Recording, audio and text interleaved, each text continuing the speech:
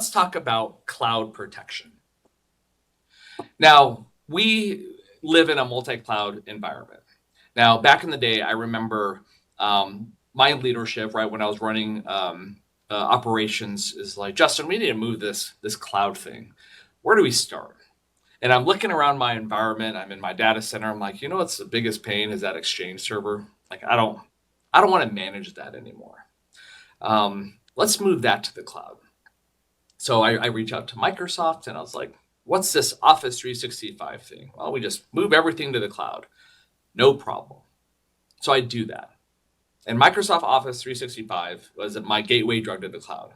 And we were successful, right? And it was very successful. And my leadership's like, Justin, we need to move other things to the cloud.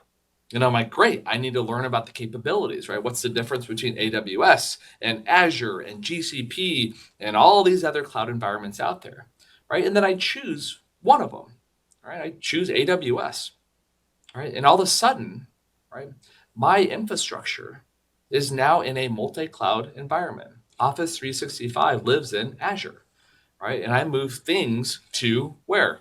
Right? AWS, wherever it may be. Now I have to consider protecting more things everywhere.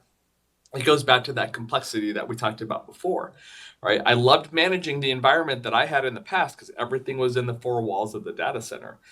Now I have to protect multiple things in all different areas.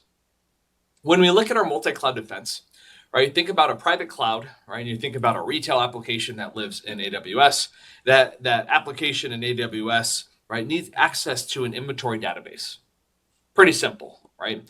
But in order to do this, what needs to happen, right? That individual, that user needs to be able to punch a hole through that firewall, right? And get access to the private cloud. Oh, okay, well, that's great, but it gets access to everything because I've just punched that hole through the firewall, right? And again, remember framework, zero trust, right? Never trust, always verify, right? It has access to everything there, right? Because that's how technology worked. What needs to happen is the two different worlds need to be able to speak the same language. So the right-hand side with AWS, the retail app speaks services.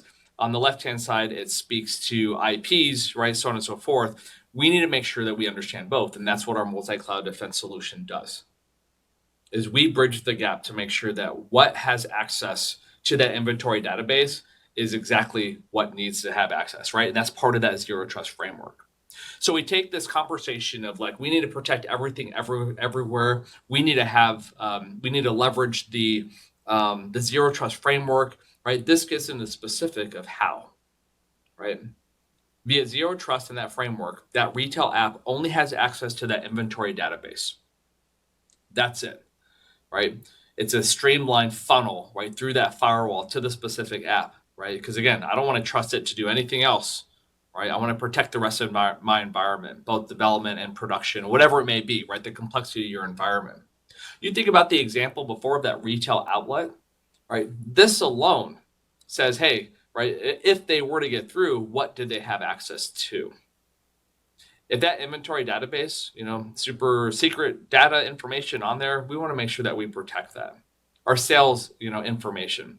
If we deal with social security numbers, right, a PCI environment, right, credit card information, right, whatever it may be, right? Those are the things that organizations like, hey, this is what's important to me. I want to protect it. Perfect. In a multi-cloud environment, we have to leverage multi-cloud defense in order to do so. We shift over to breach protection. Now, breach protection, when you look at the anatomy of an attack, this is the typical sequence that it goes through. Over 90% of attacks, real attacks, come through email. Someone, right, will click on an email or an attachment, and they'll embed something within that individual's device, right? So you have this compromised device that at some point is going to get activated. And when it gets activated, right, it's going to infect the rest of the infrastructure. Again, XDR, a platform, We want to be able to see everything across that attack chain, right? From the email, from DNS to the user device, to the rest of the infrastructure, right? And that cloud platform gives us the ability to see it right when it happens, and it also gives us the ability to take a snapshot of that environment at that point when we start seeing vulnerabilities, like you could be getting attacked.